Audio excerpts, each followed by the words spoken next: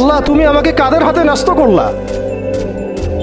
ইলা আদুইন বাঈদিন ইয়াতাহাজ্জামুনি, আমাকে ঘর থেকে এত দূরে এনে, সেই মক্কা থেকে কত দূরে, আমাকে ঘর থেকে এত দূরে নিয়ে এসে আল্লাহ তুমি তোমার শত্রুদের হাতে আমাকে ন্যস্ত করলা।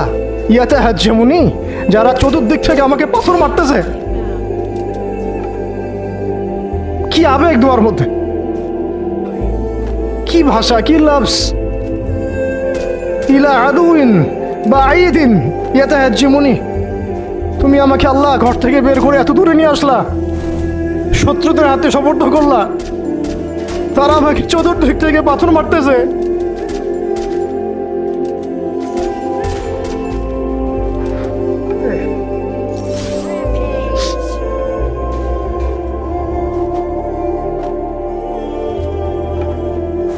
আম্মি লা করিবিন মাল্লাকতাহু আমরি, পরে নবীজি বলছেন আম্মি লা করিব, নাকি আমাকে কাছের মানুষদের হাতে নিয়ে আসছো আল্লাহ?